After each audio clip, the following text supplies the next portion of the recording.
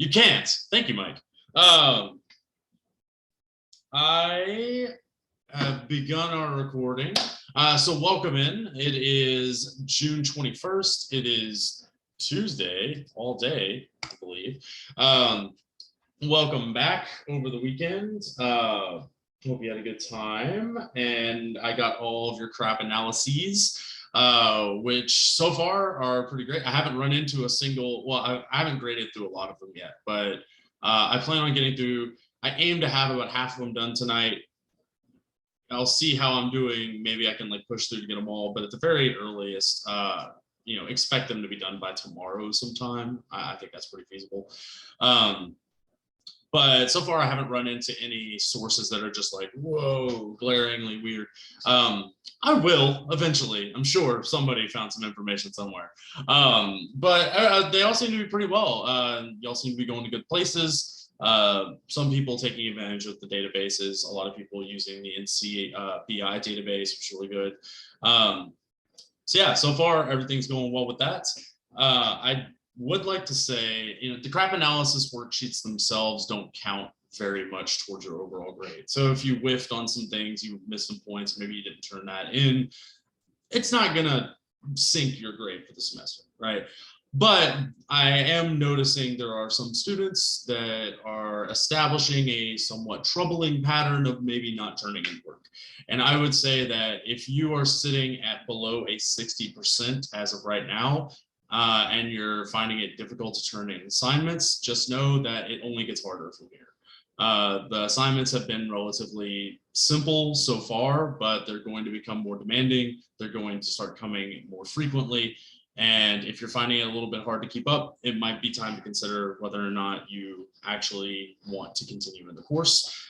Again, I'm not telling anybody individually or specifically that they have to absolutely drop the course, but if you're far, far below a 60 as of right now, a few more missed assignments and you might have dug yourself a hole that it's not possible mathematically to get out of, even with a lot of points left on the table. So just know that, and some don't push it all off and think like, oh, I'll just make up all of these assignments by turning in like an absolutely perfect research paper. Odds are, if you're not turning in work very frequently and the work you're turning in is pretty low quality, you're not very likely to produce a pretty high caliber research paper. If you need like an absolute perfect research paper to pass the class, just start asking yourself, like, is this something I can keep up with?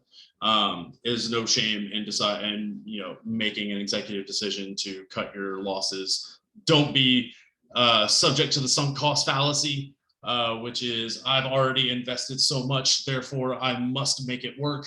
Just know that dropping the class will affect some of your statuses. Just be mindful of your ability to keep up with the work and whether or not you feel like it's something you want to continue doing. Otherwise, so what we're going to do today is, I didn't quite get to evaluation last time. We're going to pick back up where I left off with the purposes of persuasive writing. And I'll make a slight return to the discussion threads are making their dramatic comeback. We'll have a discussion thread due on Thursday.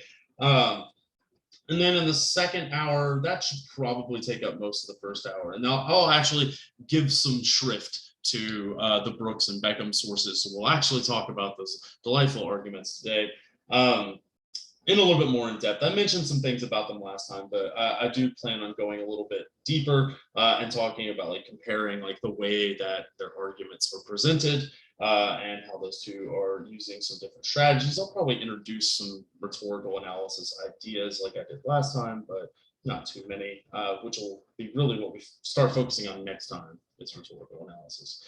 In the second hour, we'll go over the second half of the essay writing slides. We got all the way up to, that was that slide where I introduced, or that set of notes where I introduced introductions and conclusions, using the pie paragraph model to order and structure your content, the 5-paragraph essay model. We'll talk about the second half of those notes, wherein I talk about incorporating sources and using some different strategies of weaving sources grammatically into your content. I've got some examples from my trusty student model to show you some things going well and some things that are not going so well. Also introduce the art of summary and its difference, the difference between summary and paraphrasing, which is a pretty subtle difference. And strictly speaking, the MLA doesn't make a distinction between content that is summarizing and content that is paraphrasing. So I'll really aim to underline the idea that, if you're ever in doubt about whether or not you should cite something, you should probably cite. No problem, Bailey. You didn't miss much. So I'll talk a little bit about like the things you should and should not be citing. I'll introduce this idea called common knowledge. There's certain information that you don't necessarily have to cite. We'll talk a little bit about what are called generic terms. But again, like, I'll sort of fall back on this principle or this guideline of like, if you're ever just like racking your brain about, do I need to cite this or don't I need to cite it? If you can put a citation on something, do that. It's always better to oversight than it is to undercite, because ironically, underciting is an oversight. It's very confusing. Language is hard. And then finally, we'll talk about the paramedic method. The paramedic method is not the only way of revising prose, but it is the way that I have the most familiarity with. It's really useful. It's very easy to apply. You don't have to know a whole lot of grammar in order to do it, but I will also have some examples of how you can take a sort of long morass of content and wrangle it into a more efficient, economical, concise, and sticky, cohesive sentence that really sort of gets to the heart of what you're trying to say. Sometimes, I'll read a sentence and there's 50 words in the sentence. And, when you get to the heart of the content, it's like this could have been a simple sentence with 9 words in it. So that's a really important property to learn. Like, not just padding out your word count, piling forms of the verb to be one atop the other. So with that, I'll go ahead and pull up ye old trusty notes. I'll activate my gallery. There we go. So this should look somewhat familiar to you. Last time we left off talking about the idea of classical argument, right? So this is introducing the idea of persuasive writing, right? The persuasive writing has the same basic ingredients as referential writing. It's got a claim or a thesis statement. Only the goal of persuasive thesis statements or claims are to change your mind or to persuade you rather than just to give you information. They're going to provide evidence, which is justification for your claim. I remember when we talked about logic last week. Logic isn't really concerned about providing evidence for claims. Logic is just really concerned with, does this imply that, right? If we assume that this is true, what are the consequences of that assumption? And then asking yourself, do these things actually represent something that's true? And it's a little bit less about providing extensive evidence for whether or not a given statement is true or false, right? Well, like Deborah had pointed out, and a couple other people pointed out, when you looked at those syllogisms, it was a lot about definitions. It was a lot of semantics. If you just sort of looked at the definition of the terms and they were arranged in the right way, they just kind of implied other things, right? It doesn't really give you a lot of, data from without. It doesn't really incorporate anything new to produce anything. It just sort of tells you things you already know, assuming certain things to be true. But when we talk about rhetoric and we talk about persuasive writing, we talk about using arguments and then providing sometimes extensive evidence, or not any evidence, if you want to talk about David Brooks, extensive evidence or varying degrees or relative degrees of evidence for making the case, prosecuting the case that something is true or something should be accepted as true, right? We're filling in the blanks for, what is truth, or what are people disagreeing about the status of something that's true. And we'll look at, when we talk about evaluation here in just a little bit, how you build content through evaluation, developing criteria, arguing those criteria. And so we looked at some different kinds of argumentative strategies in this list. The first one we looked at, really the only one we looked at last week, was the idea of classical argument. And these are the rhetorical appeals, the ethos, pathos, and logos. How are speakers, authors, or nowadays visual artists or visual authors making their case in language, or in some cases images, to establish themselves as a trustworthy source of information, to move your emotions, and to provoke your reasoning.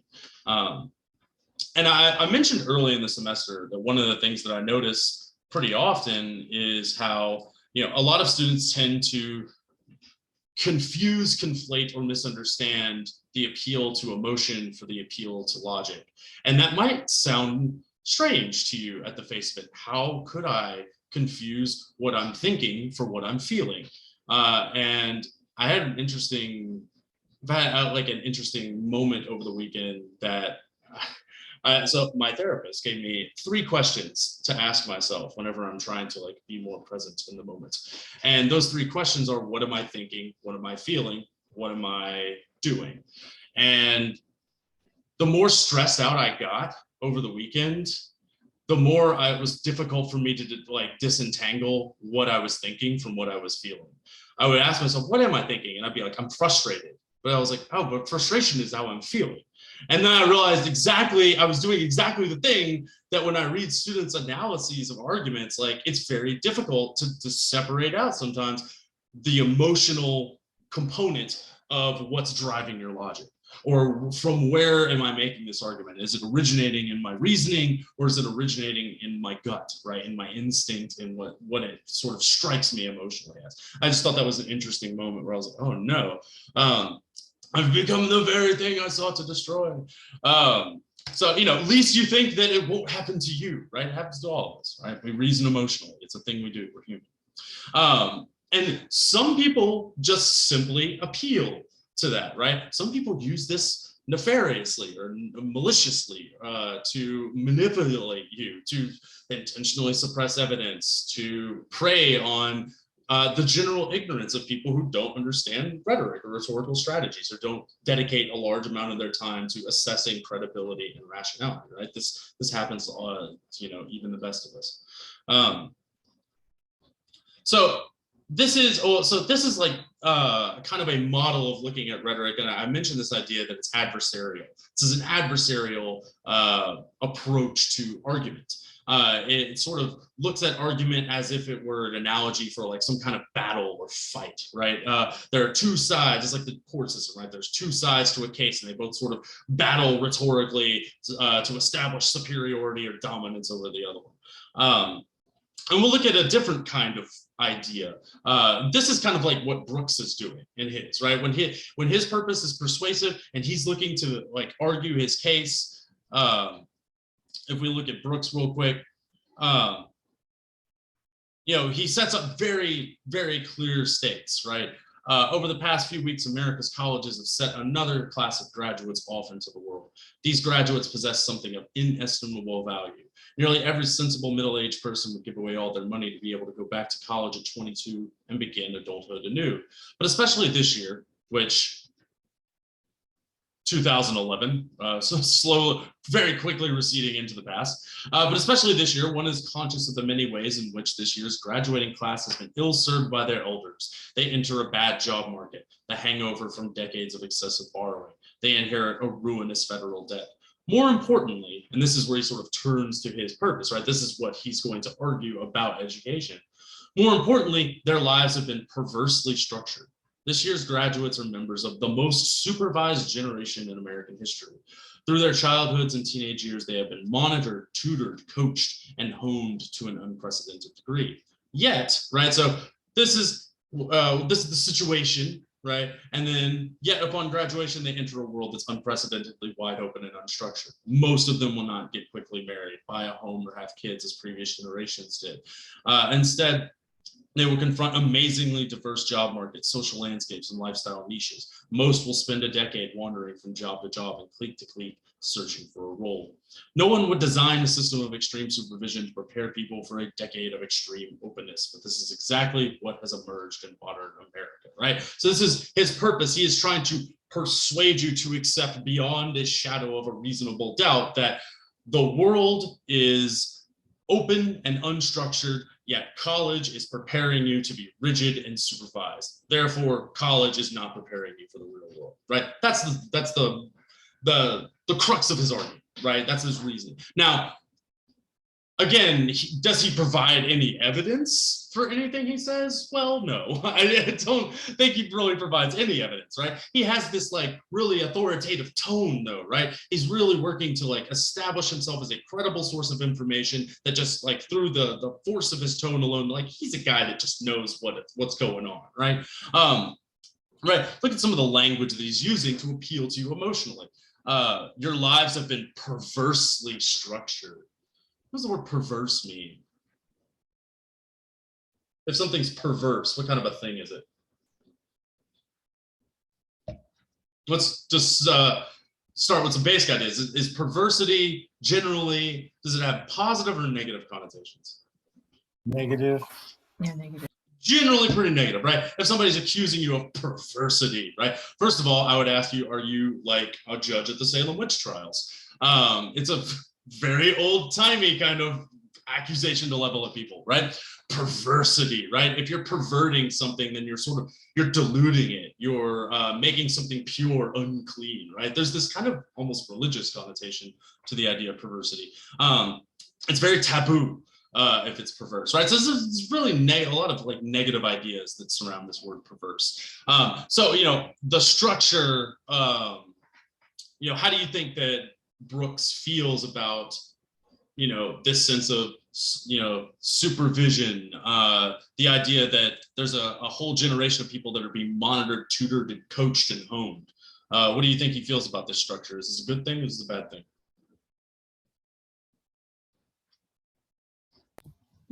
To him, it's a bad thing. It's a bad thing. Structured, like, improperly messed up, totally wrong. Mm-hmm. Exactly, right? But then, like, so this is all very emotional, right? Like he's painting sort of a picture in words with language, right? If you feel, you're like, yeah, we are being supervised a lot. Like my phone's spying on me, the government, right? He's like really getting at like this emotional level, right? And yeah, Kylie, it's unacceptable, right? Another word we could use for perversely.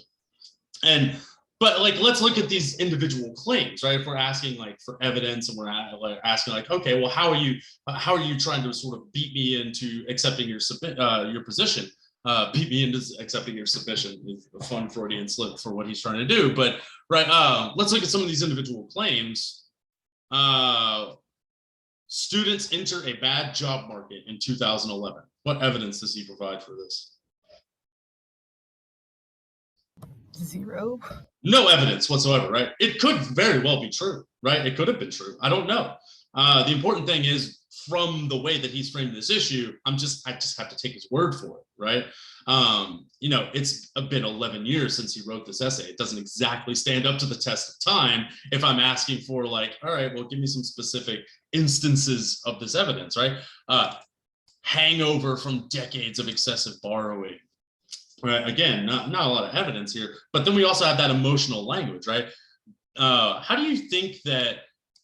What's a hangover? When do you get hangovers? After a party. After a party. That's right, Governor. Yeah, a hangover happens when you go out and get drunk. The morning you wake up and you feel, when you get overindulgent, you wake up the next day, you feel like garbage all day. That's a hangover, right? How do you think that he feels about the idea of excessive borrowing? Is that should we be borrowing lots of money? Negative, right? Borrowing is making us drunk with fiscal irresponsibility, you could say, right? So yeah, I get a lot about what David Brooks personally feels is good and bad. I don't get a lot of evidence for these specific claims that he's making, right? And again, we could very well find out that it's pretty true, maybe, or yes or no. Some of these statements are maybe more or less true or false, but the framing that he's giving me is much more emotionally driven than it is like logically driven. Even if he I could probably reduce the whole of his actual argument to like a few statements, and that's basically it. Whereas I'm looking at somebody like Beckham. Where is Beckham? First of all, Beckham's argument is 12 pages long, which length alone is not a determiner of how well an argument is being made, but it does tell me that there's a lot more elaboration going on. And you can argue with the kind of evidence that he defers to, but here's one example of the way that he makes a claim and pairs it with different kinds of strategies. What is the purpose of education? This question often results in a multitude of contested answers. I learned the broad outlines of the various arguments on purpose in education as a doctoral student in the history of philosophy of education, and now teach my own students the basic arguments as well. However, this is a question that is more than a merely academic inquiry. Billions of dollars are spent on education in the United States. Countless hours are spent in classrooms by students and teachers alike. Setting an adequate purpose for the enterprise of educating students is an urgent matter. There's a couple of things he's doing a little bit differently, right? He's not necessarily giving us any evidence of any of this stuff yet, but first he's giving us a little, this isn't devoid of pathos. This isn't devoid of an appeal to the emotion, right? He's using narrative, right? I learned of the broad outlines. He's telling us a story of how he came to understand these things, right? This is an emotional appeal. He's storytelling, right? He's also doing some things to build his personal ethos, right? What kind of credentials does this individual have? Which is not a rhetorical question. He's a doctorate. Yeah, he holds a doctorate. He's a teacher of education at a doctoral level. He was a doctoral student in the history and philosophy of education. Now he teaches his students the basic arguments. And so he's also saying that it's more than just, this isn't just a theoretical academic exercise. This is a real problem with real consequences, right? And he doesn't give us any evidence that billions of dollars are spent on education in the United States. So, the way that the point is framed is probably more emotional than rhetorical, but, countless hours are spent in classrooms by students and teachers alike. He's using narrative to make the point, but I think this is a more effective use of an emotional appeal, or it's a more measured use of the emotional appeal. I get the sense that, just from this paragraph here, what sense of the importance to Beckham do you get that education has? In the same way that I would have, I asked you those questions about, how do you think Brooks feels about debt? How do you think Brooks feels about structure? How do you think Beckham feels about the importance of education?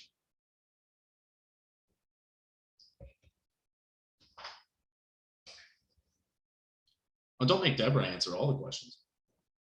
I know, I'm like, I gotta stop. Look at other people. What are some, what sense of Beckham, he says the enterprise of educating students is an urgent matter, right? I would say that it's fair to say that he feels that it is important, that it's maybe the most important thing, right? I get a sense of what his attitude, what his tone is toward the subject matter, right? And he's not exactly giving us evidence there, but then he moves into this other section where he's talking about, he asks all these people, what do you think education is important for? And everybody's like, I want to know how to change a tire. And to contrast himself with that, he says, I agree with Eva Braun, who warned Eva Brand, not Eva Braun, wrong person, who warned students against taking up vocational education when students are too young in age in her book, Paradoxes of Education in a Republic. Her concerns with an undue emphasis on vocational studies for young students are summarized with this quote: there is a premature vocationalism. Here people are too young to know themselves and too uneducated to learn easily, are encouraged to acquire specific skills for immediate economic reasons. In this meticulously argued book, she encouraged both schools and colleges to consider the merits of an education centered on reading, discussion, and contemplation, particularly through wide reading and what are sometimes called core texts. And this has become a very important point for him that he's going to come back to a few different times in a few different ways, right? But notice the difference in, whether or not Eva Brand is basing her evidence on, what we would call quantitative data, things like, whatever her research methods are, the statistics that she used, the surveys, or the particular methods of gathering information are, this movement here of deferring to authority. Here is an authority on education who literally wrote the book on the paradoxes of education. And here's a quote from that book, right? Here's some evidence for why I think this thing is very important, right? Which is a very different demeanor than you get from Brooks, who never defers to any sources whatsoever. It's all coming out of Brooks, right? And it's totally fine if you want to present your opinion, but there's not a very high caliber of evidence being, demonstrated in the same way that Beckham's argument. Now, you could totally disagree with Beckham's evidence. You could say, well, that's like pretty anecdotal. I'd like to see a little bit more about who Bran is, right? I could be a little, I could be skeptical of the evidence. You don't have to sort of like accept things blindly. And that's actually Beckham's point, is a liberal education is one that cultivates people that are skeptical, that ask questions, that think for themselves. Whereas Brooks's argument is kind of like, just listen to me. And that's like the tone of his argument, like really turns me off. But the way, if I'm looking at this through the lens of classical rhetoric, of these ideas about pathos, ethos, and logos, I'm looking at argument, I'm saying there's a question at stake, and there's one side's arguing and one side's arguing against, and there's a winner and there's a loser, right? And Brooks is definitely, I think, in this classical kind of adversarial model, right? He's arguing to win more than I think he is arguing to make the best possible point. Where I think Beckham is arguing a little bit more like a Rogerian argument, which we'll get to in just a minute, which is more of a negotiation. It's more of like I see the validity of your side, however, I'm offering you some, here's the benefits of accepting my position. And I think that it would do you well to do that, right? It's a little bit different sort of take on an argument. I have another kind of argument, and sometimes this is called a kind of argument, but I think Toulmin is really just taking a deep dive into what is the relationship between the evidence and the claim, more than being like a distinct kind of argument. And I'll show you what I mean by that. I think Toulmin really focuses on what Aristotle would just call logos, the appeal to reasoning, the appeal to evidence and justifications. And so Toulmin has what he breaks down all of the different parts of a rhetorical argument, where you've got the claims, like the logic of the argument, what are the claims and how they relate to each other. But then he's got these other things, qualifiers. Qualifiers, they establish the boundaries of the scope. Most people, some people, no people, right? Qualifiers under certain conditions, right? Qualifiers sort of give you conditions under which certain things can or cannot be accepted. You call them modalities if you want to be like super logical.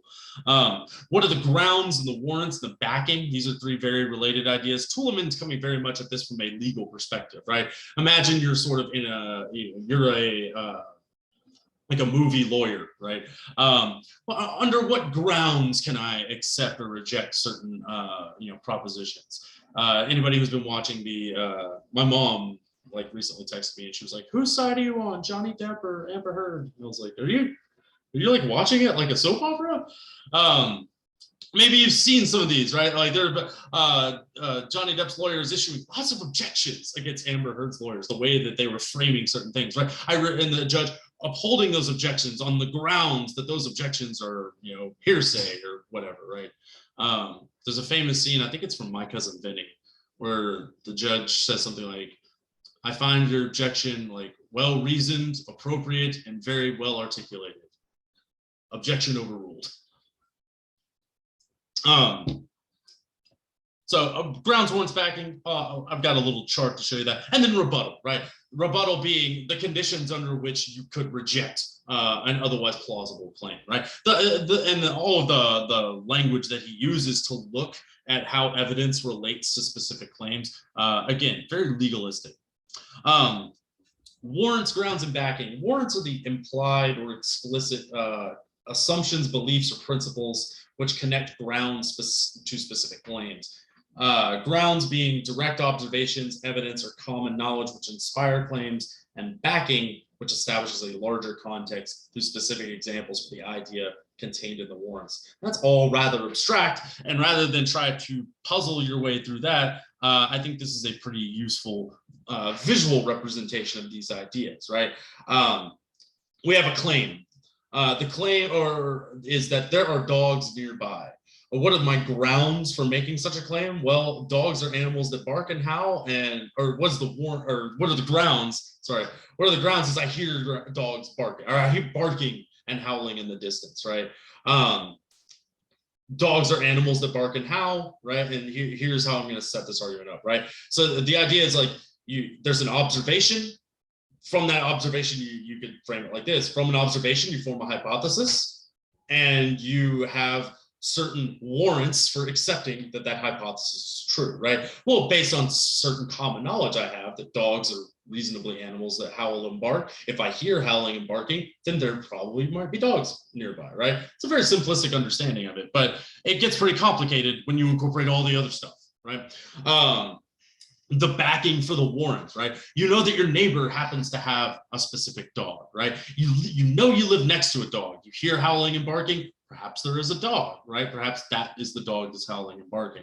The qualifier are the so chances are, right? It's likely that, right? It's that sort of inductive language, right? Oh, I've heard this dog, I've heard my neighbor Tom's dog howling and barking before, therefore I'm hearing, if I'm hearing howling and barking now, it's pretty likely that that barking and howling is from Tom's dog next door, right? Or I might be wrong about that. It might be Tom's dog. It might be somebody else's dog. Maybe somebody's walking by with a dog. But the general claim is there is a dog nearby, right? And we could, split hairs about whose dog is, or who owns the dog or whatever. And then the rebuttal being, well, what reasonable grounds would make my claim untrue? Well, maybe there's a coyote, or a pack of coyotes have invaded San Marcos, and they are now howling and barking. Maybe it's just undergraduates who sometimes also bark and howl, much like a packs of wild dogs. But right, rebuttals of being, taking into account other possible conditions which would otherwise invalidate a reasonable inference, a reasonable assumption, right? And this is why I don't think that Toulmin is really talking about a distinct kind of argument as much as he's trying to model the relationship between evidence and the specific claims we make in an adversarial kind of argument that Aristotle is also kind of talking about. But he's just like really taking a deep dive into just the logos, right? He's not really talking about credibility. He's not really talking about the way that language moves you emotionally. He's just really talking about what's the schematic for how the observations we make are related to the claims that we make about the world that may or may not be true. And then there's this other kind of argument, this other kind of sort of strategy for making an argument called a Rogerian argument. And it comes out of a psychological tradition. Carl Rogers was a psychologist. He did not come up with this model himself. It was actually these later people who were rhetoric researchers that used a specific model of therapy that Rogers pioneered as a method of negotiating or sort of treating argument like a negotiation. Rather than saying there are two sides and one is absolutely right and one is absolutely wrong, it is more of like arguing towards a consensus, arguing towards some sort of shared understanding. Like I said, rather than the adversarial natures of classical strategies, a Rogerian argument aims at mediation or negotiation between two positions to establish compromise and mutually beneficial solutions. So the Rogerian argument aims at cultivating understanding, establishing objectivity, sort of fairly characterizing and understanding the validity and plausibility of your opponent's argument, and then building rapport. Your goal is to persuade, but it's not to persuade through invalidating the other side. The emphasis is more on the benefits of accepting your position relative to some other position, right? And that's why I say, if you go back to Beckham, especially you go to the end of Beckham's argument, I think throughout this argument, I think he's got a very different kind of tone than Brooks. Brooks's tone, I think, is the strongest indicator, is what he's trying to use as his single strongest argumentative strategy, is he's just trying to sort of use his tone and his ability to use specific words and language to move you to agree with him, whereas Beckham is more sort of proceeding in this way where he's like kind of going out of his way at times not to criticize the thing that he is actually arguing against, right? The thing that he's arguing against is, one, he's very specific. He's talking about the Commonwealth of Kentucky in particular, right? And he's using this specific example to make some generalizations about what he thinks the broader purposes of education are in general. But the way that I think he describes the situation is really telling, and it's very Rogerian in the way that he sort of launches and describes this, right? Policymakers and politicians in the Commonwealth of Kentucky decided in 2009 that Kentucky schools had one essential task: to ensure that all graduates were either, quote, college and or career ready. They gave a name to this goal, calling it unbridled learning. All students were therefore bound for one or two possible destinations after K-12 graduation. They would either go on to college, where they would presumably prepare for some professional career, or else they should be ready to go to some job, technical or otherwise, but one that did not require a 4-year degree. K through 12 schools must prepare students for one of these two trajectories, and this objective define the mission of scores of Kentucky K through 12 schools. Elaborate and complicated accountability measures accompanied this central goal. Determinations by certain benchmarks were made to see if schools adequately prepared students for either or both of these destinations. High stakes testing also formed part of the accountability measures, and this testing dominated the educational landscape in the Commonwealth. It's a much more objective kind of characterization, right? Notice that Brooks, when he's describing how schools are, he describes them as, I guess you could say it's this sentence: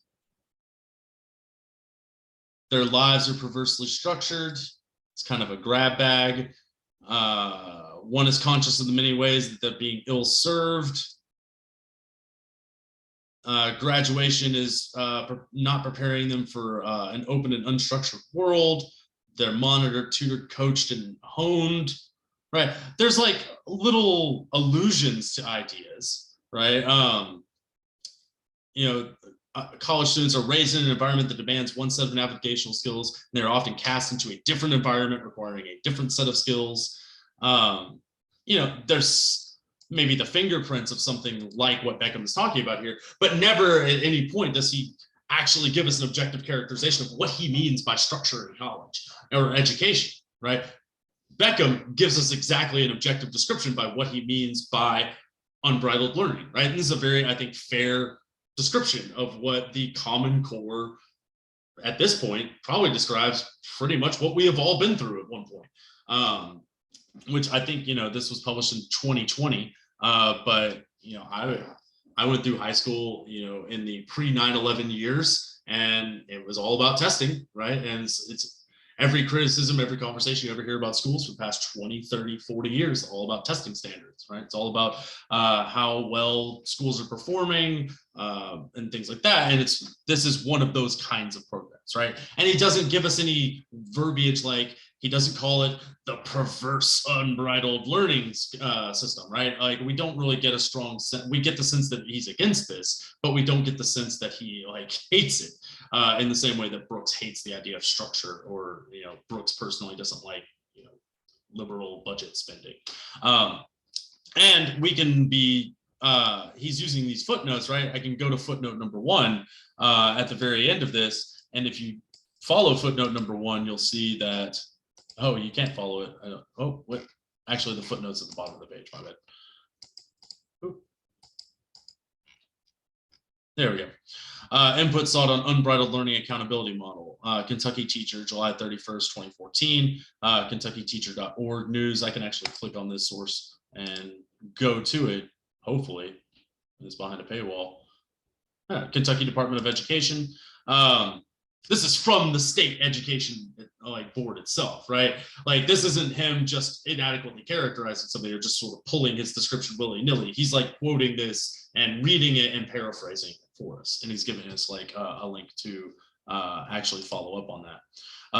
So again, not only is he sort of building ethos by objectively characterizing stuff, he's giving us a pathway to sort of track his language down, but then also he's not he's being objective in the way that he's characterizing the thing that he disagrees with. And even down here, when he's giving us some specific examples, he doesn't say that actor Ronald Reagan, right? He probably doesn't like Ronald Reagan, but he's not getting lost in the weeds about his personal feelings about these individuals. He's more concerned with describing a thing objectively. And that, I think, is a very strong appeal to, hey, this guy's a trustworthy source of information. I'm willing to forgive a little bit more, right? Some of his other red flags about, the way that he's characterizing this, maybe they go at half-mast, right? They're not full-blown red flags like I am with Brooks, where it's just like every sentence is just like tripping every sensor I have that's like, I want evidence, right? He gives me a lot of evidence. But then at the end is really where I think he makes this very Rogerian move.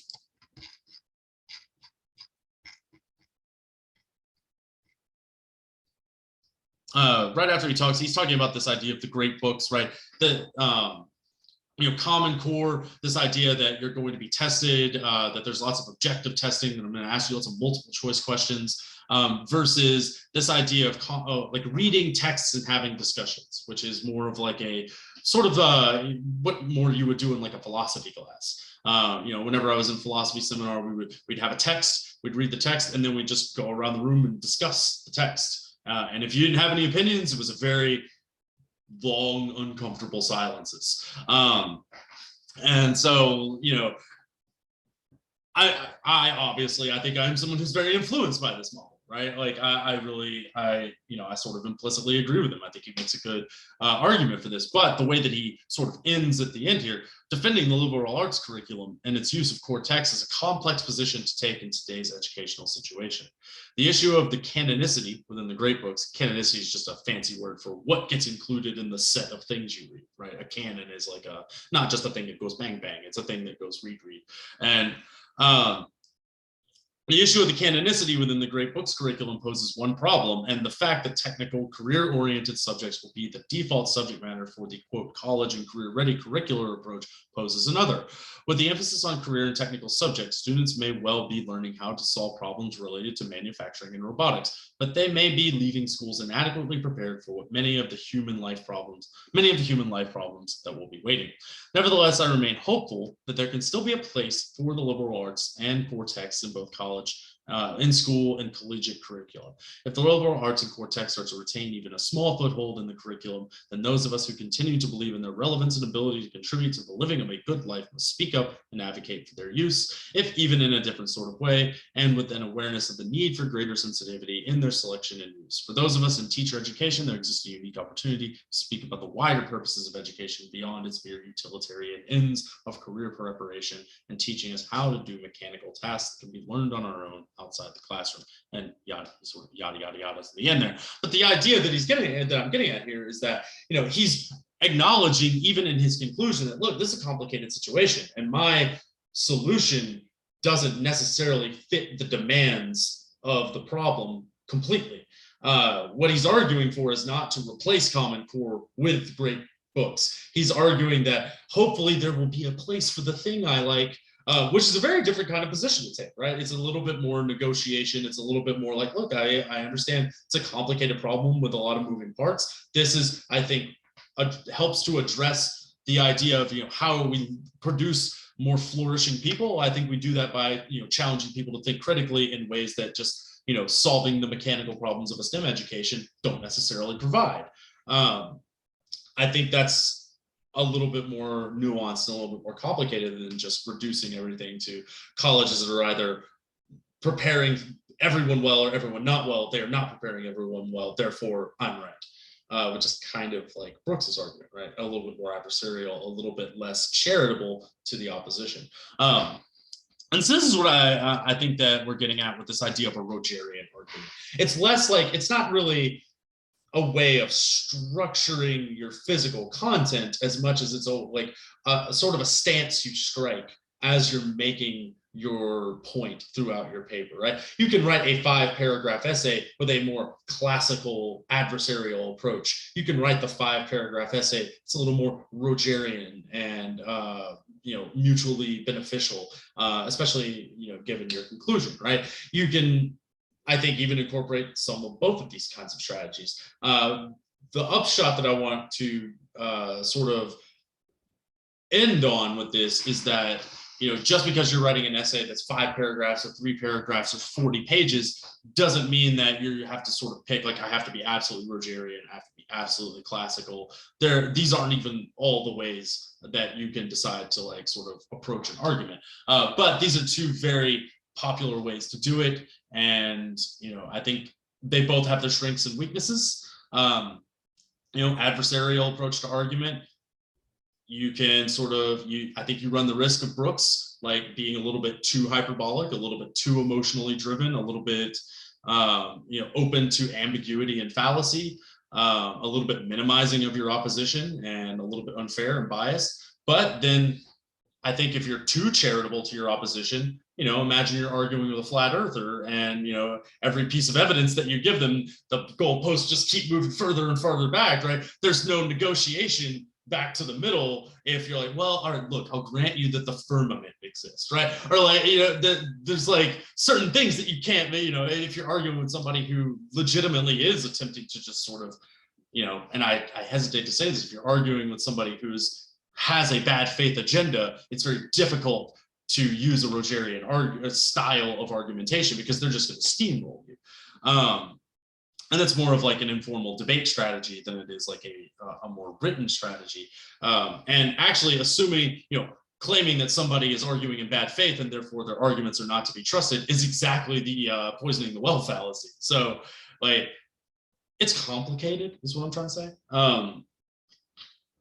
So it's it's never, never attribute to malice what you could easily attribute to ignorance or stupidity. On that note, let's take a brief turn to evaluation. Let's go to 7 o'clock on evaluation, because there's not too many slides in the evaluation. We're already all ramped up about argument. And then we'll come back and we'll finish the rest of what we're talking about today on the second hour. The 3 main ideas I want to talk about when you're developing content for your argument, which, whenever you're, as we've seen, I think in the Brooks and the Beckham argument, Brooks is using a lot of, I wouldn't exactly call it narrative, although he is kind of telling you a story. It's not like narrative in the sense that there's a plot, but it's narrative in the sense that he's building conflicts and tension, and he's sort of like using conflict and tension as a manner of driving his essay forward.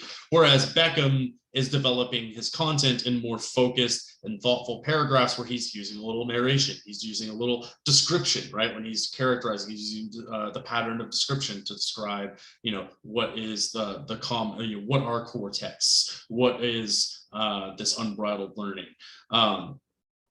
And, whenever you're doing evaluation, this is another pattern of development, right? It's a manner of developing content that's also, the purpose is actual argumentation itself. And there's a couple of ideas here, evaluation, judgment, and criteria, that are important to sort of flesh out, that we can see at work in Brooks and Beckham as well. An evaluation is just an act of appraisal, determination, or assignment of significance or worth. In the same way that a definition assigns meaning, an evaluation assigns value. You're literally, is this movie good or bad? Was that book interesting or a snooze fest? Is this social media hot take worth reading, or is it a thumbs down, right? It's an evaluation is built into the very architecture of our social media driven society right now. Everybody is after subscriptions and likes, and what other ever kind, there's all kinds of ways to, especially Reddit's got all kinds of ways to evaluate stuff now. You can give people like those little awards that are meaningless, but then some people actually spend real money on those awards. It's very interesting. You can buy it. It's very much like you can pay to play in a video game to, you can buy access to more content. You can buy access on Reddit to get like different levels of awards. You could like pay $1.99 to like give somebody an award. The money goes to fund Reddit itself. So it's not going to nothing, but I'm not paying Reddit, to give somebody a star, a literal gold star. So often the standard evaluation is goodness or badness. Is the thing under consideration a good thing or a bad thing? Those categories are notoriously ambiguous. If you ever take philosophy class, the imminent question that you address in philosophy is, what does it mean to be good? And turns out depends on who you ask and what you're asking about. Many evaluations that we make are moral in nature. And a lot of these evaluations, like we conflate our categories of good and bad with good and evil. which, you know, it can be a bad movie. Sometimes people take the stance that something has morally offended them as a piece of art. You know, maybe chill. Many evaluations, though, are of a moral nature, which is to say evaluations consider the goodness or badness of a thing from an ethical perspective. Is this thing good or evil, ethical or unethical? Is it principled or scrupulous? And behind this judgment, behind this evaluation, is a value and a criteria, right? There's some value that you have that is informing a test of whether or not something rises to the level of good or descends to the depths of perverse structure, if I'm David Brooks. All right, so framing the subject. Before an evaluation can be made, the subject must be described through another pattern of development, such as narration, description, classification. We can see this framing of the subject really at work in Brooks, right? He's framing the subject inherently, like from the outset, college is a negative thing, right? The first thing that he does is, we kind of talked about this, I think it's probably ancient history now, but one of the first things he says is, when we talked about logic, over the past few weeks, America's colleges have sent yet another class of graduates off into the world. These graduates possess something of inestimable value. Nearly every sensible middle-aged person would give away all of their money to be able to go back to age 22 and begin adulthood anew, right? The thing of inestimable value that you should possess at the end of your college education is a degree. But according to Brooks, it's your youth. It's the ability to go back and make your mistakes all over again, right? Or the ability to relive life. This is the thing with time travel. Everyone hallucinates that they will love the ability to time travel. You don't want to go back to when you were 20. You want to go back to when you were 20 with all of the things that you know about the way that the world worked out. But the catch is, the world is never going to work out that way again, unless you just want to relive Groundhog Day, which sounds so monotonous. If I had the opportunity to go back to age 20 and I knew that everything would play out exactly as it has played out now, no, thank you. Don't want it. I'd rather have a useless college degree than relive the last 20 years of my life exactly the same way and making the exact same mistakes. It sounds awful. But the upshot here is that the way he's framed the subject is already, colleges are not producing the thing that they should produce, right? He's already framing the subject as negative. Whereas Beckham is already framing the subject as like very complicated. It's more complex than just, there's an easy answer for one side or the other. You can see, right, this cat adequately framed is the Batman. Right. In academic writing, we aim to be objective. How we frame the subject may reveal our biases through the languages we use, or the language we use to describe, categorize, or characterize. I got a cat on the brain, right? A judgment is an opinion or a decision reached through deliberation and analysis. I've talked about values before. This is actually exactly off of that values slide from earlier. Values are principles or standards, right? We have all explored some ideas, some values that you find that are particularly important to you, that you hold very close. A lot of those values are going to inform the judgments that you make about things, whether moral or otherwise, right? Again, values can be these moral ideas, but they can also be things like creativity, patience, kindness, generosity. They can be mundane things like, what makes a good Batman movie, right? A good Batman movie must have a guy with a gravelly voice, right? And so maybe you don't like, Batman 66, right? Maybe Adam West isn't your cup of tea. Maybe you're really, I've heard Pattinson's a good Batman. I haven't seen the new Batman. I rather like Christian Bale's Batman. Or maybe you're a hedonist and you love Tim Burton's Batman and you've got a thing for Michael Keaton, which those are wild. If you ever want to watch the weirdest movie ever, watch the Batman with the Penguin from back in the day. That whole run of Batmans with Michael Keaton is super odd. And the way I'm able to evaluate them as super odd is I have a standard of criteria that is establishing what Batman hoodness is all about, right? And Batman hoodness, or I guess Batman earness, Batman helmetness, Batman capeness. It's all about, you expose yourself to different iterations of a thing and you start to develop some expectations, and whether or not something meets those expectations informs whether or not you adjudicate that thing as, yes, this belongs into the Batman canon, right? I'm also a big James Bond fan, weirdly enough, which is why I'm like, I love the Craig Bond movies. The old Bond movies very problematic, but Sean Connery is still the best old Bond. I don't know if Roger Moore's Bond movies, they're slapstick comedies. It's ridiculous. And then you've got, what's his name from the 80s? Timothy Dalton. Poor Timothy Dalton. He did 2 Bond movies. They're not great, but they're better than Roger Moore. And the Pierce Brosnan, who had GoldenEye, which was spectacular, and then a whole bunch of garbage about weird cyber terrorism that just seemed like action movies. They didn't seem like James Bond movies, because I have an intrinsic idea of James Bondness. Anyhow, I have criteria for what rises to the level of what should be included in the canonicity of my James Bond movies. Right. That's why a lot of Harry Potter fans don't like the Fantastic Beasts movies. The critics don't like them, at least. I've met people that really like them, but some people are like, these aren't Harry Potter. These aren't in the canon of the Harry Potter world. And then some people are writing My Immortal, which is like, Harry Potter goth vampire fan fiction erotica. And they're like, this is in the canon now, which is super weird. I don't recommend reading My Immortal. It was a very uncomfortable experience. It was very long. It was very badly written. Anyhow, criteria are standards by which we form judgments, and they derive from our values. When we determine that something is good or bad, in a moral or non-moral sense, we're implicitly or explicitly basing that conclusion on criteria which define something, why is something good or why is something bad, right? And the actual definition of what does goodness mean is subject to different people's criteria. I could ask 20 different people in this class, what's the definition of what does good mean? And I guarantee you I will not get the exact same answer from everybody. There might be some themes that emerge. There might be about 4 or 5 different themes of what people think goodness means, but they all won't be mutually exclusive either.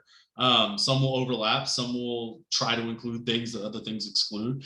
For example, we may consider an action or a behavior immoral and unethical if it violates some kind of moral principle, like the golden rule, right? An action is moral if and only if I do unto others, if I were to do this action to everyone else, and that I would want it to be done to me as well, right? I give charitably because if I were in a position that I needed charity, I would think it would be moral for someone to help me, right? That's sort of an idea behind that. We may consider an action immoral if it violates a law, such as murder, right? Murder, illegal. Some people, not necessarily everyone, think it's immoral. There are definitely situations where people really bend over backwards to justify like revenge homicides. You read it, you get far enough into true crime and you run into people whose scruples immediately go out the window and you're like, well, that person deserves to die. You run into the problem of a Ted Bundy and you're like, well, do we keep him in prison or should we just kill that guy, right? It's challenging. Similarly, we may consider a movie bad if it violates some sort of expectation, right? Maybe the acting was lame, maybe the sound was horrible. I don't often walk out of movies. I've walked out of movies before because they were just inane, like even for my taste, which I have a pretty juvenile sense of humor when push comes to shove. And if I'm walking out of a movie, it was probably pretty bad. Or it was probably like just, there's a time and a place for low humor, but too much of it is just like, you got to give me something else. I think the last movie I walked out of was like 25 years ago. I walked out of Kung Pao, Enter the Fist. I think it was the moment that he made nunchucks out of the like the gerbils of the otters. I couldn't take it anymore. If you don't know what Kung Pao, Enter the Fist is, you're not missing anything. It's absolutely absurd. It's ridiculous. But the structure of an evaluation, this isn't an absolute perfect structure, but this is sort of how these things interrelate, right? Maybe I have some value that I think I have, I'm really fidelitous to the idea of duty, the idea that, even if I don't like to do something, I do it because I should do it, right? Maybe I have a criteria, and that criteria is something like a test. Individuals should obey the law, right? I conform. I have a duty to conform to this principle. I have a duty to conform to this criteria, whether or not I think, maybe I don't have any money. I'm not going to rob the bank just because I need the money, because I also more strongly believe that a society is built on law, law-abiding people. If everybody violated the law all the time, then we'd have chaos, right? And so maybe that's what I'm resting my criteria, my value judgment on. Then we have some particular subject, some particular case. A murder has been committed. And then we have a judgment. That person goes through a trial. We find that person, we judge them innocent or guilty of violating this criteria. Maybe there is we even recognize degrees of murder, right? Murder 3 is different than negligible. Well, actually, I think murder 3 is negligible homicide, but class A felony capital murder is a very different category than, say, the very ill-named manslaughter. Right, manslaughter, you get a vehicular homicide, right? There are ways of even establishing like lesser degrees of culpability for the same act, if heavily influenced by the idea of like, did this person intend to commit this, or even greater, like, are there some wider circumstances under which we could apply some mercy? If somebody, there's a really weird true crime case where I forget her name, but I think she was from Canada, or maybe she was just from Michigan.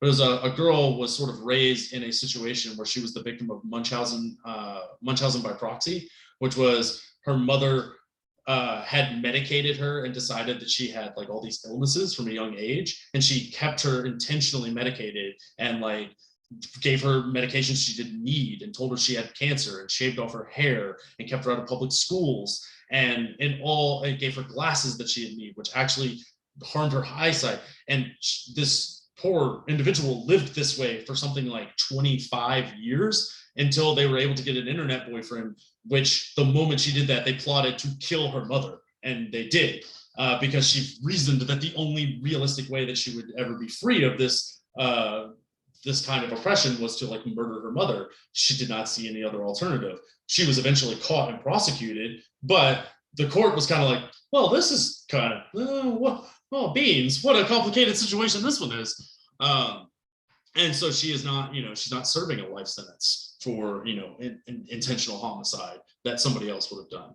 I think they even argued to some extent she had diminished capacity, which is another sort of criteria we apply to specific cases in order to like sort of mitigate the full harshness of the punishment we might give somebody that is otherwise guilty of violating, such criteria.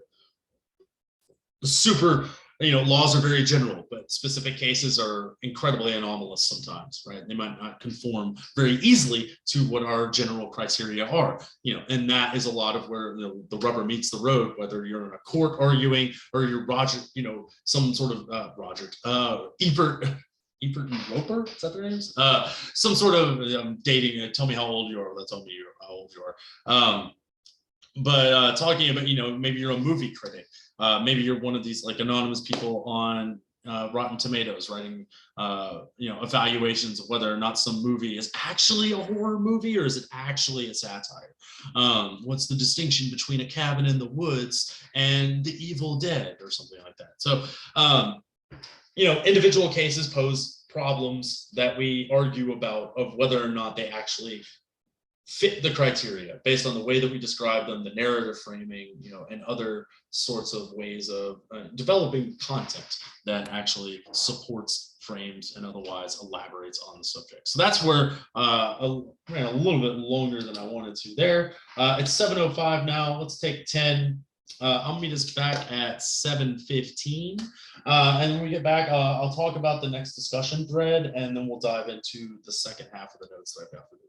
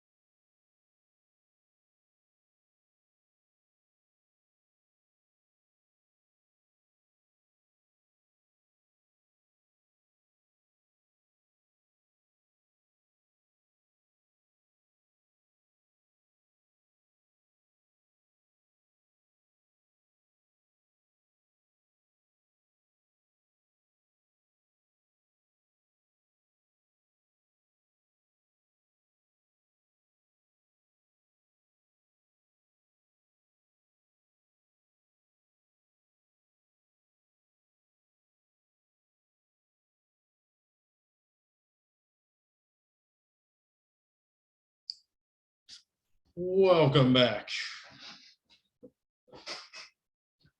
All right.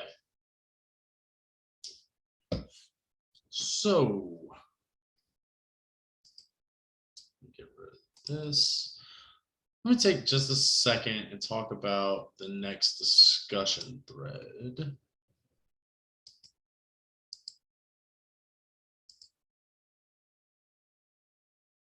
So this is discussion thread 3, and it already looks like some people have been digging into it, which is great. But this is a return to the free writing exercises. Where?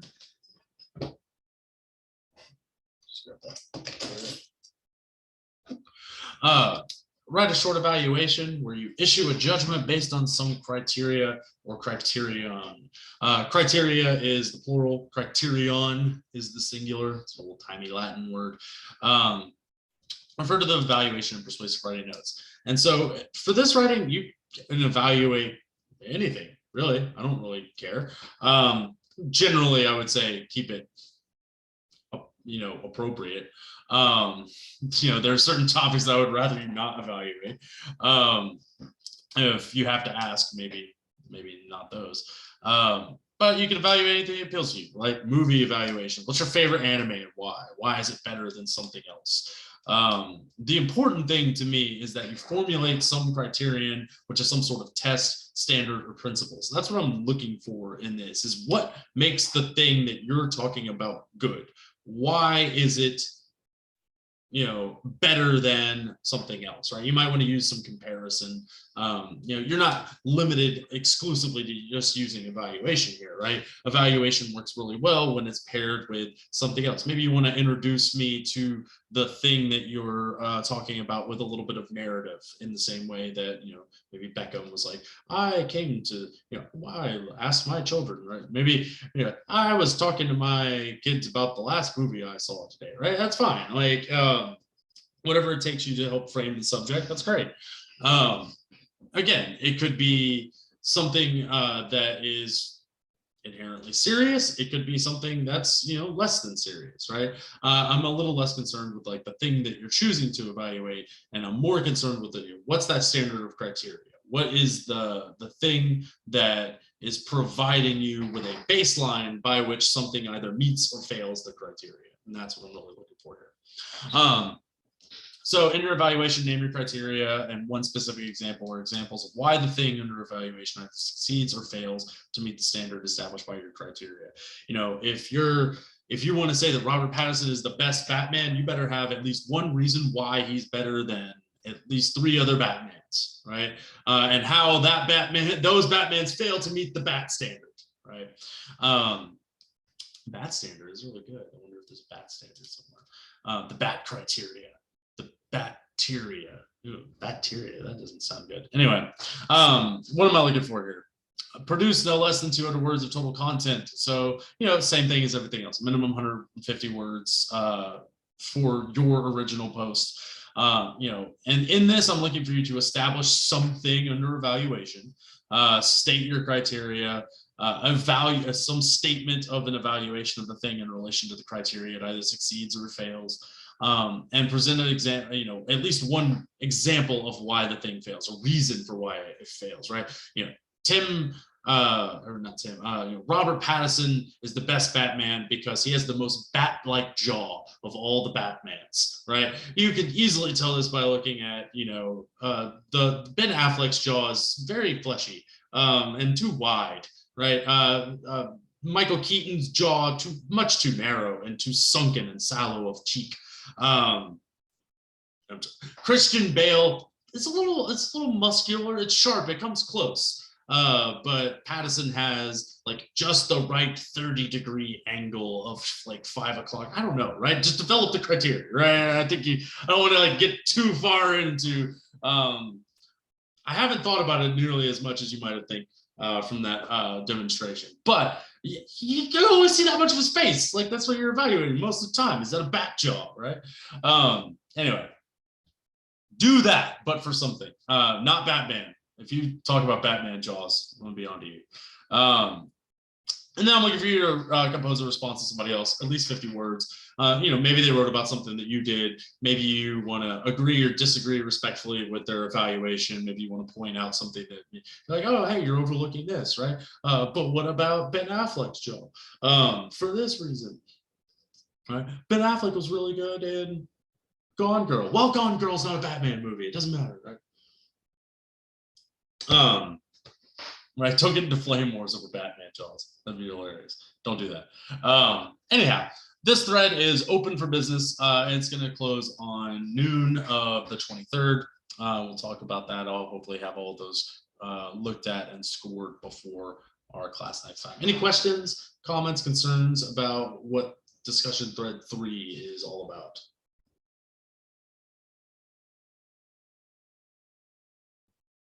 Okay, some of the early adopters, I can fiddle with the settings, and I can allow you to revise or edit your content. Let's say for this one, I'll go ahead and tinker around with it, and I'll make a note. I'll send an announcement around.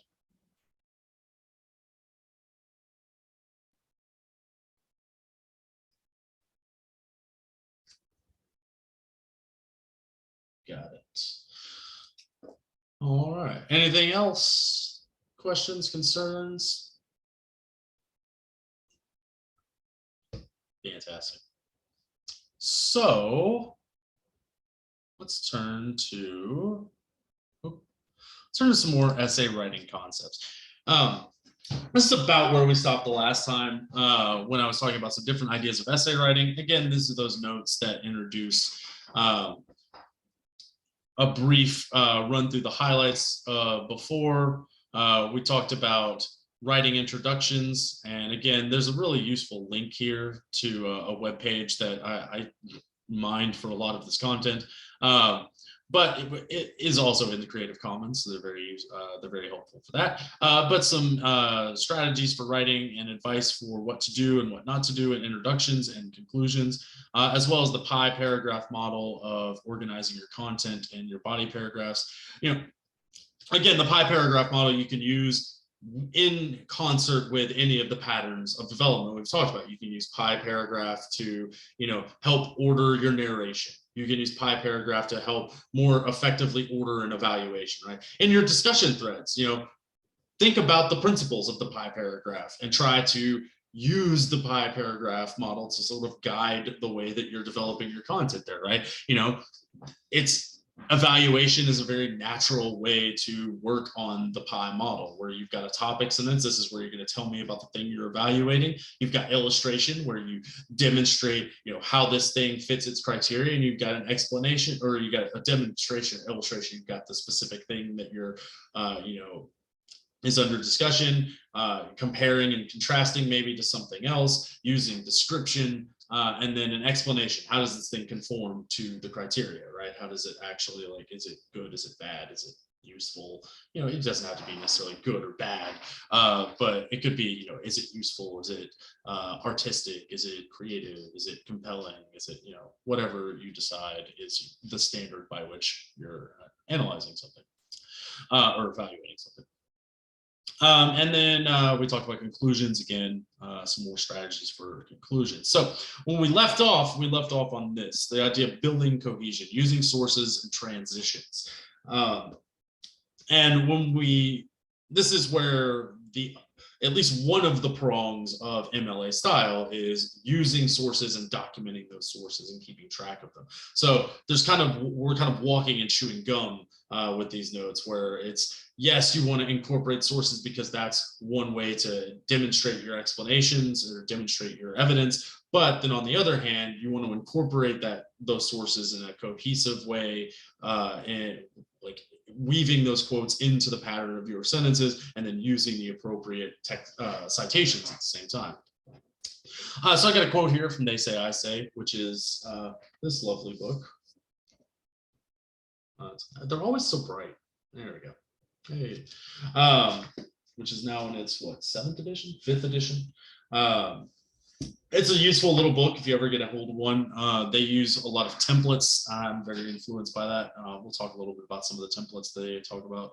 Often without consciously realizing it, accomplished writers routinely rely on a stock of established moves that are crucial for communicating sophisticated ideas. What makes writers masters of their trade is not only their ability to express interesting thoughts, but their mastery of an inventory of basic moves that they probably picked up by reading a wide range of other accomplished writers. Less experienced writers, by contrast, are often unfamiliar with these basic moves and unsure how to make them in their own writing. And so I'll have some template ideas for how to incorporate your sources. And you don't have to use any of these like identically to the ones that I'm showing you, but they model the idea that we're getting at with how do you introduce a source? How do you pivot from your content to borrowing the content of somebody else? I alluded to this earlier. There's 3 ways of using sources. You could summarize or paraphrase, or you could directly quote them, right? And the distinction, like I said, between what's a summary and what's a paraphrase is a little porous. Summary and paraphrase are indirect, though, and there's some differences between exactly what, how much of the material and how closely they're following their sources, but they're pretty indirect. You're basically, when you summarize and you paraphrase, you're putting someone else's words into your own words. When you're using quotation, though, it's directly taking someone's words and putting them in your content. And there's a specific way of incorporating quotations. When you summarize and paraphrase, again, you don't use the author's exact language. You might use similar generic terms, but overall you aim to distill, render, and synthesize someone else's ideas into your own words, right? And all those verbs, distilling, rendering, synthesizing, it's all about taking something and turning it into something else. You're transforming someone else's ideas into your own words. And so what we'll see with paraphrasing as opposed to summarizing, and why it's kind of difficult to actually pin down a distinction between these 2 things, is summarizing is generally briefer than paraphrasing. It's generally uses more of your own words. It doesn't necessarily follow the logical progression of the ideas. Whereas when you're paraphrasing, you're kind of like reading along and summarizing almost at an idea by idea level. And you're very closely following the author's progression of ideas. You're not necessarily condensing a lot into something smaller, which is what summarizing is doing, but you are taking something written in one way and turning it into different content. And I say that with some qualification because there's some words that you're going to use that are going to present some challenges where you're like, well, I use this exact same word as the author in this place. Do I cite that or don't I cite that? And the question is, and the answer is it's complicated. So first, we will talk about, what are we going to talk about first? We're going to talk about quotes first. Incorporating your sources effectively. The goal here is you want to introduce the material. You want to defer to that material either through summary or paraphrase or some sort of quotation, and then you want to cite that material, right? And like I said, in MLA, they don't make a strong distinction between summary and paraphrase. They don't even really talk about summary in the MLA handbook. They really want to talk about paraphrasing, and they kind of treat paraphrasing and summary exactly the same. They, like I said, the MLA handbook itself doesn't seem to make a strong distinction between these things. So it seems like the MLA wants us to, like, if you have a question of whether or not the content you're developing is, am I paraphrasing? Do I need to cite it? They kind of want you to just use a citation at the end of that, right? Some pitfalls with quotation. Under or over quoting, and a lot of these go hand in hand. Something I'll call stranded quotes and something called hit and run quoting. I see the under and over quoting happen pretty frequently too. Some papers you get it'll be 1,000 words of content with 1 quote. Some papers I get will be 1,000 words of content, 800 of those words are quoted content. I have had students turn in a paper before where a whole paragraph is topic sentence, introduce, 1 very long 500-word quote, end sentence with an analysis, move on to next paragraph. And I'm like, you can't do that. Don't do that. It's very clear what you're doing there. You're padding out word content.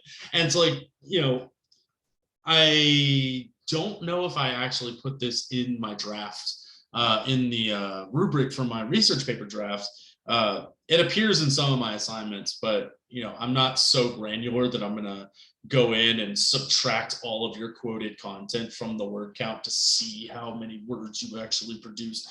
But if it's glaringly obvious that you have like 2 500-word quotes in your draft, and you haven't actually produced a lot of original content, I'm gonna say something about that, because it's like pretty clear what you're trying to do.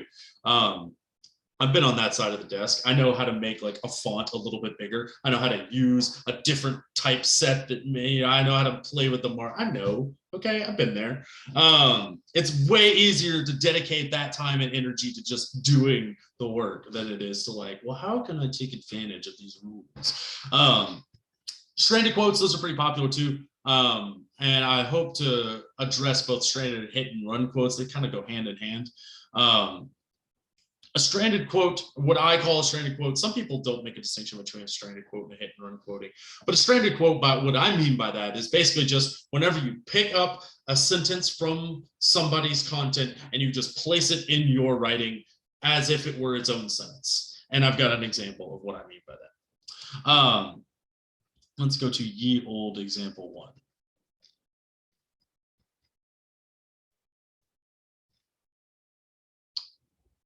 This student usually is very good about their quotes. Maybe it's an example 2.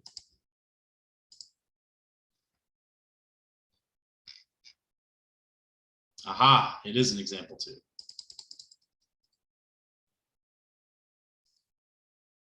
First, we start off with a very grotesque phrase. It is not unknown. That kind of hurts to read that. It is not unknown that as a child enters their teens, they're at a heightened vulnerability to a number of things, and social media is no exception to this. Period. Right? End of the sentence. New sentence. Furthermore, while mental health concerns such as body dissatisfaction, eating disorders, depression, and social anxiety rapidly increase during adolescence. First of all, that is not a complete sentence on its own. They've actually excerpted a sentence fragment and dropped it in their paper as if it were its own sentence. Don't do that. This is not like, it's doing this very specific thing, right? It's taken this, what they think is a complete sentence, and it just sort of dropped it into their paper, right? Here's a sentence, now here's another sentence. This sentence just happens to be in quotation marks, right? This other student does a better job of incorporating their material. And I think you can see through comparison what the difference between these 2 strategies are. If I zoom in here, we'll start reading from here. To inform the public about these peels, a dermatology clinic known as the Mayo Clinic created an article about the 3 types of chemical peels and how each one works. There are light, also known as superficial, medium, and deep chemical peels, and each one is tailored to target specific imperfections to the epidermis. The superficial peel, quote, removes the outer layer of skin to treat fine wrinkles, acne, uneven skin tone, and dryness. And so this is what this student is doing really well. Notice that the quote is grammatically part of this student's sentence, right? They have fit the quote. It's like Legos. They've taken the quote and they've attached it grammatically in a way that makes it a complete sentence on its own. It's expressing a complete thought, right? And part of that is it's the introduction. The superficial peel, what does it do? It removes the outer layer, right? I've got a clear subject, and this student has broken their quote or started their quote on a present tense singular, or a present tense, yeah, it is a singular, a present tense verb that grammatically accords with this subject, right? And it just naturally continues on. And they do it all over the place. The medium peel is removing, quote, skin cells from the epidermis and from portions of the upper part of your middle skin, right? Again, you've got introductory language that is that introduces and frames the quote grammatically. It's woven into the pattern of your own sentences. It's not just taking a complete sentence from somebody else and dropping it into your content. Now, there's a lot of nuance to this, for sure. Like we saw in this other model, not every quote stands on its own, right? This happens to be a sentence fragment. There's a way that this student could have decided where to begin or end this quote that would have made it accord maybe more grammatically with some kind of introduction, right? You could start off, one good way to frame that I'll talk about in just a minute, you could start with the author's name, right? Fairly claims that, get rid of the furthermore, we don't need to start there. While mental health concerns such as body dissatisfaction, eating disorders, depression, and social anxiety rapidly increase during adolescence, it's missing a consequence, right? I don't know what the consequence of this is, right? But now I'm working towards more, organically incorporating this material into my own words and my own framing of the thing, right?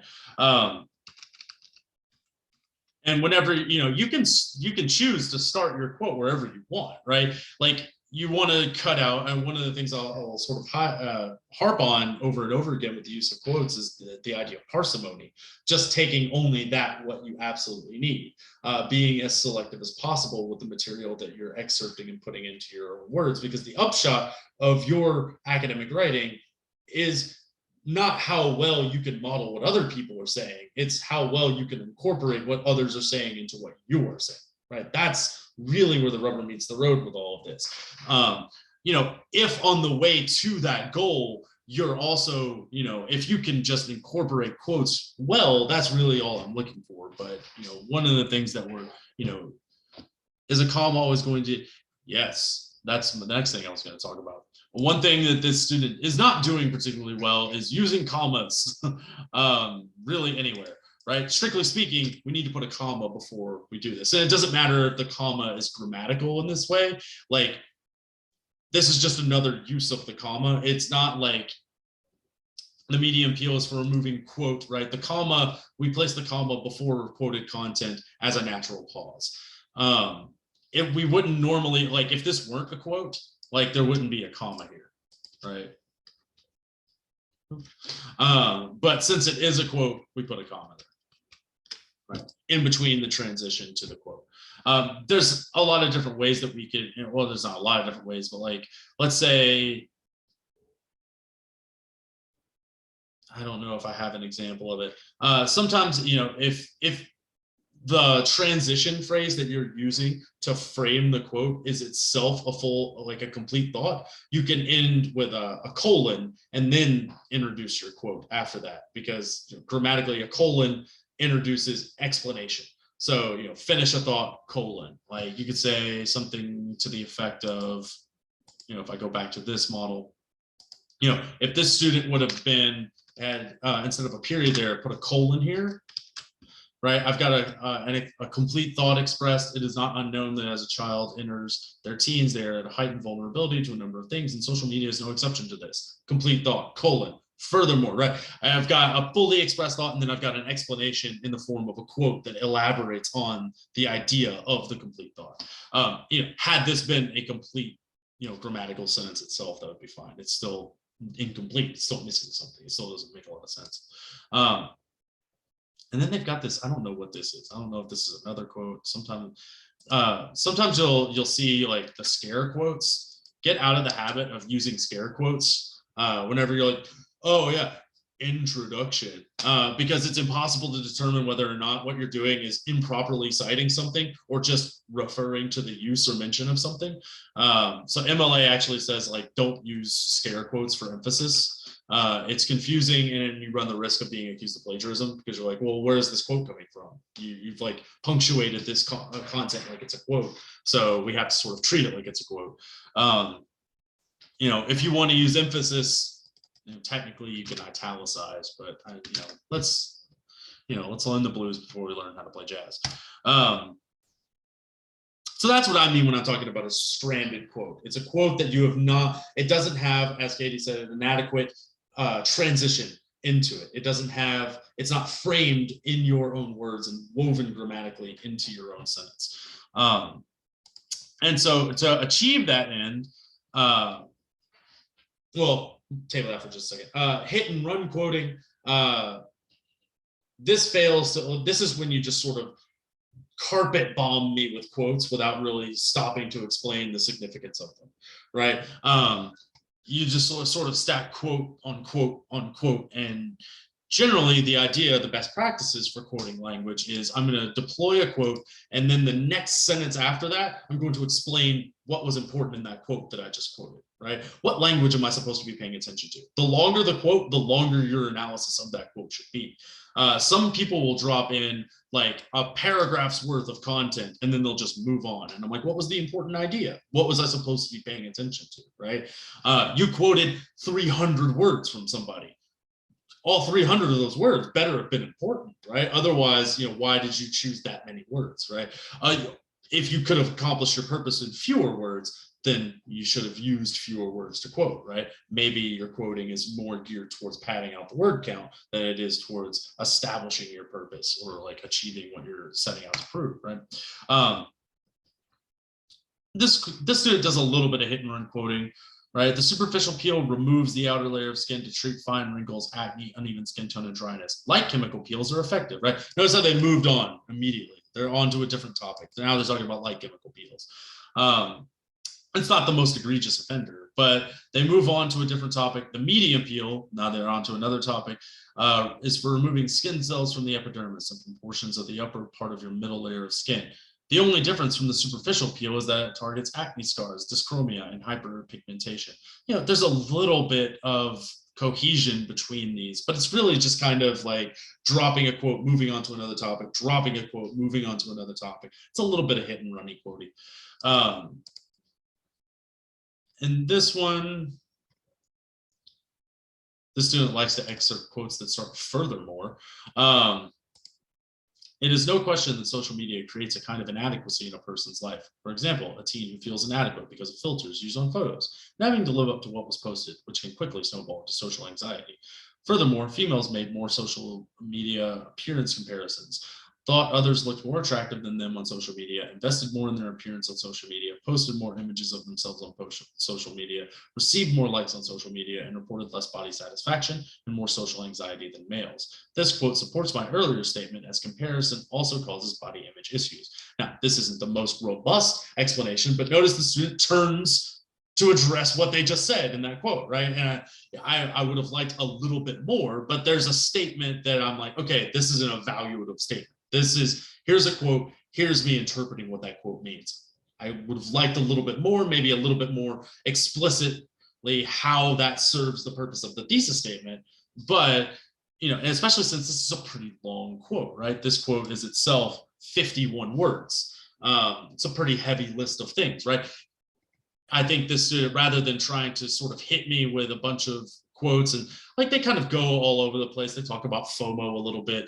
Had they made this quote the focus of one very tightly cohesive paragraph about maybe the difference between the male and female experience of social media, that I think this would have been a really great quote to put as a centerpiece, and then spending time unpacking each of these elements of this list, or talking about how all of these sort of relate to whatever your larger point is, your actual thesis statement. And again, right, the student drops a stranded quote in. This one's at least a full sentence, but if this student, and it's actually, this is a good example to talk about something called a block quote, but if this student could have just dropped a colon in there, and that's actually a valid way of introducing this. Since this quote is so long, most quotes are kind of like this, right?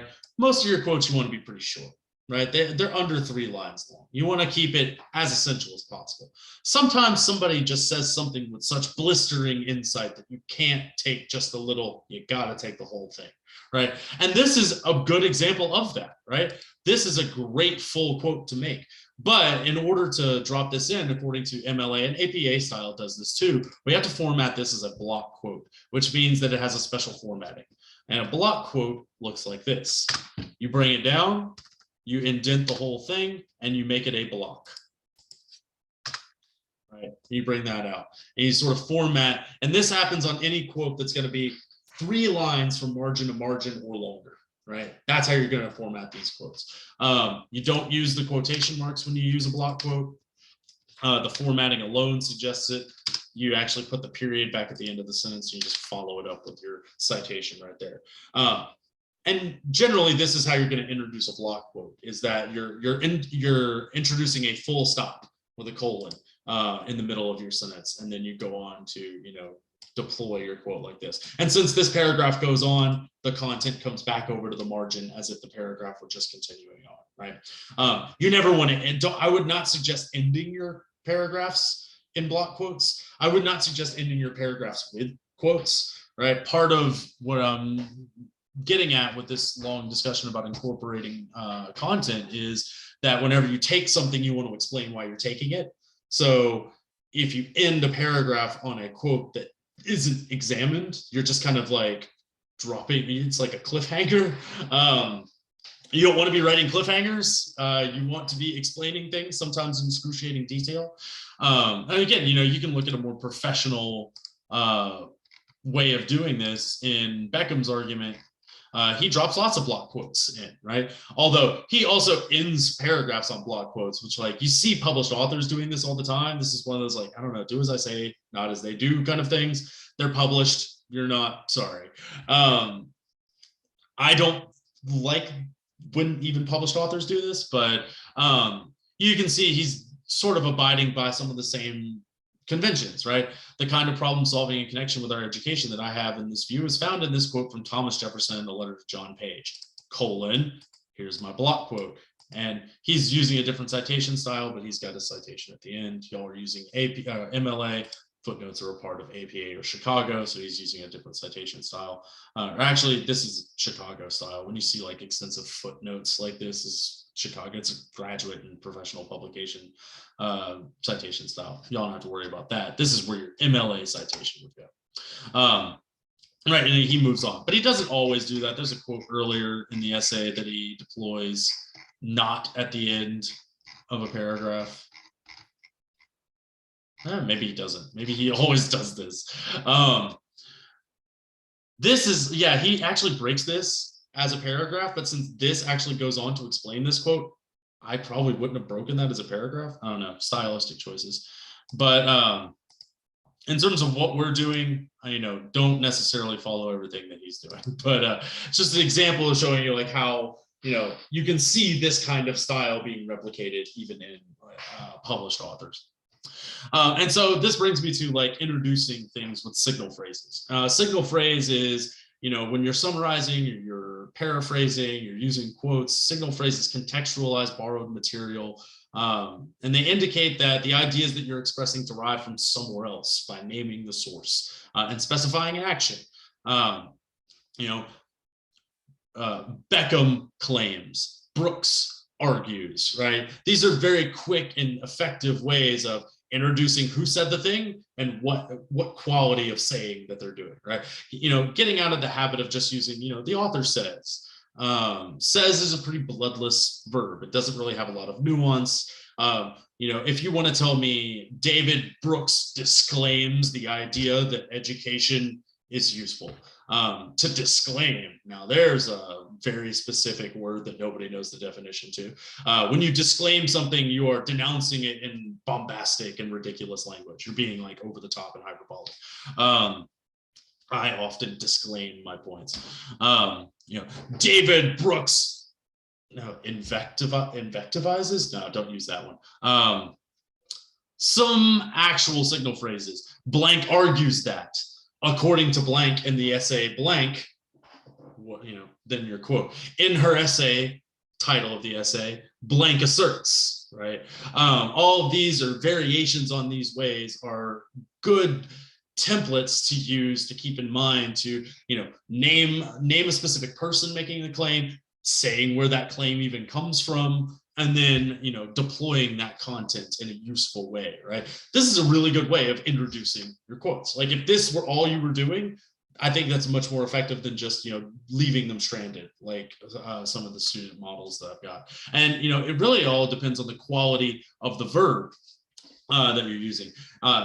And this is related again to the idea of transition, right? A word or phrase that connects related ideas. This is when people talk about how well essays flow. They're talking about how well authors are using these kinds of things, these kinds of transitions between my content to someone else's content to analysis.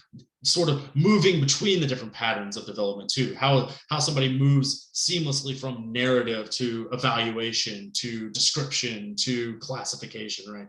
Beckham, I think, is really good at moving between the modes of pattern development. Brooks, for all I don't like his argument, is very masterful at moving from evaluation to narrative to descriptive, like using some descriptive language, right? Like he transitions between these in such a seamless way that, you know, some of you probably, at least the first time you took a look at the Brooks argument, maybe you got to the end and you wondered, like, what just happened? And it's because he kind of comes on like a storm, like it all kind of like he just moves so seamlessly between. You're like, what was the argument?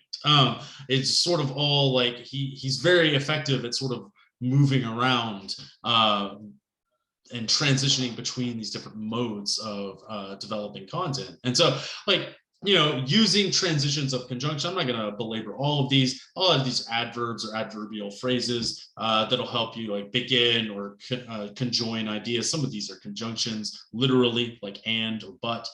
They introduce, you know, addition, subtraction, these sort of broad ideas. Starting sentence, saw lots of quotes in that one. Start furthermore, right? A very pedantic way of saying, I've got another thing to say, right? In addition to moreover, I really like moreover. Lots of transitions of sequence, right? Previously, formerly, these will help you build narrative content or frame things in a narrative way, helping to orient causation, right? During, earlier, after, lastly, right? Organizing both, you know, the way that your paragraphs are laying out your content, but also like beginning your paragraphs with these kinds of transitions, right? The worst of which is the most cliched is in conclusion, right? It is a transition. It's just not one that anyone actually likes. Let's see, more transitions. Hey, I have a question that's a little bit off topic, but it Sure. is about citations. So when you come across a quote, like a sentence that you want to use in your essay, and part of the sentence is like not on topic and it's just like unnecessary to add it, are you like, what are your thoughts on like using partial sentences where you have like those dots? Great question. You are introducing the idea of the ellipsis. Whenever we drop out part of sentences that are irrelevant, we can usually we want to excerpt quotes exactly as they come, right? But as you're pointing out, Kate, sometimes a sentence weaves into something that's like, well, that's not really relevant, or I need to remove part of this to make it grammatically correct, actually, right? And like you know, I don't need this preposition here, or I don't need, right? Sometimes you want to just omit some part of the quote that you're using to make it more seamlessly fit into what you're trying to say. So that's when you would use the ellipsis. And sometimes there are some limited cases where you can use brackets to actually add content into a quote. So like clarify an unclear pronoun. Maybe sometimes you take something out of context and somebody deploys a he and you're like, who's this he refer back to? You can, in brackets, just he, in brackets, Thomas Jefferson, right? Whoever, you know, to make it more clear to your reader that, you know, I took this out of context and this is what this is referring back to. Or if there's like a stray it running around or something like that. So if we were to go back, right? The medium peel is for removing skin. Let's say from the epidermis and from portions of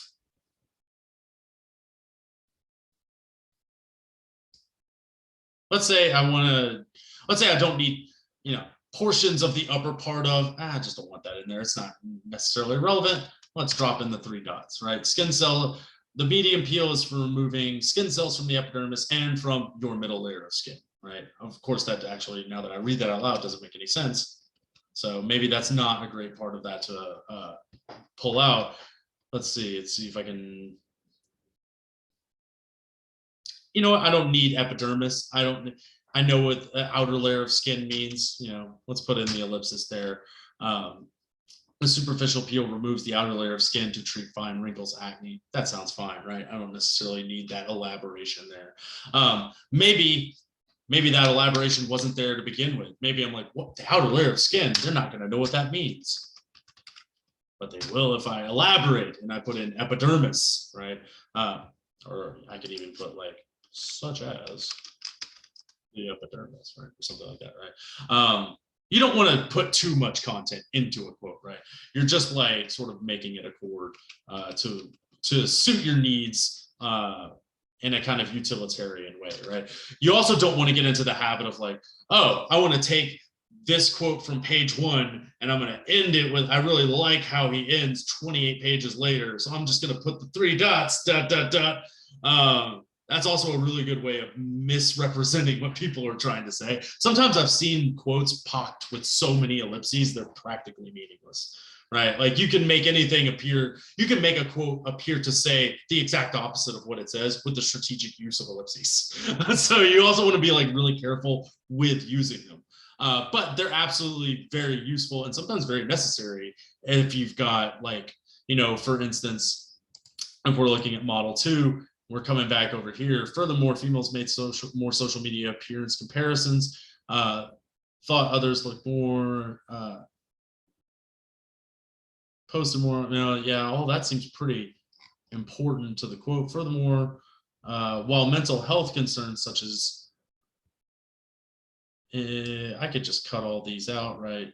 Maybe the point I'm making isn't, I don't need all of the examples. I just need, furthermore, while mental health concerns increase during adolescence, right? The main idea is still there. I'm still talking about mental health concerns, and the idea is that they're increasing during adolescence. Maybe I don't need all of the individual examples to make that point. It still doesn't make any sense because it's a fragment, right? But that's how I would remove the content.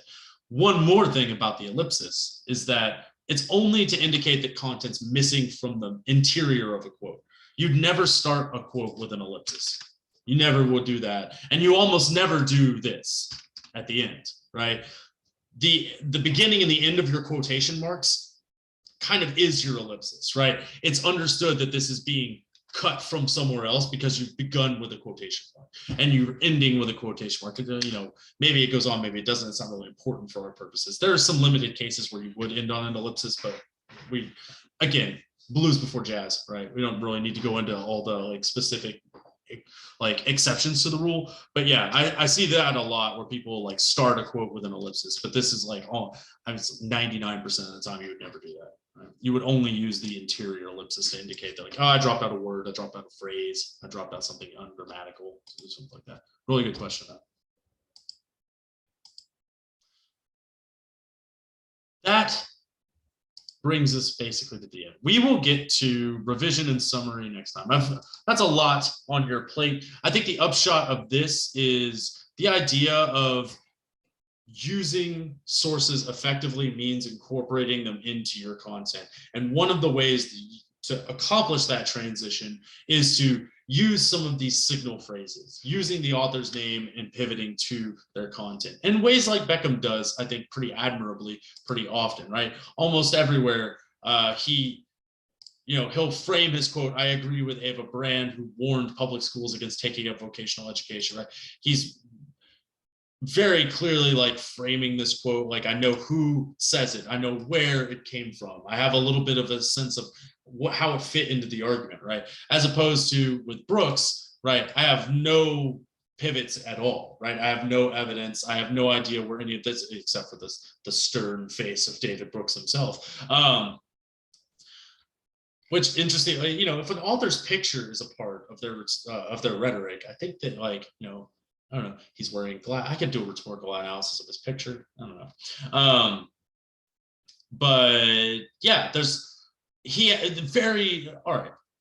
Finally, graduates are told to be independent-minded to express their inner spirit. But of course, doing your job well often means suppressing yourself. This is a weird point that he makes that I really don't like. As a tool, Gawande mentioned during his countercultural address last week at Harvard Medical School, being a good doctor often means being a part of a team, following the rules of an institution, going down a regimented checklist. Again, like he's kind of doing the thing, right? He's naming the author, you know, he's doing signal phrasing, right? Here's the author. This is a verb that's indicating what he's doing. And he's paraphrasing, right? He's not quoting directly. You know, I don't know what exactly he means by his countercultural address. What does David Brooks mean by the counterculture? What could this man possibly know about the counterculture, I wonder? I have no idea what he means when he uses this word. At Harvard Medical School, is that a place where the counterculture is thriving? I don't know. When I hear counterculture, I don't think of the commencement address at Harvard Medical School. But maybe that's precisely why it was so counterculture. I don't know. I could have used a little bit more context, a little bit more framing.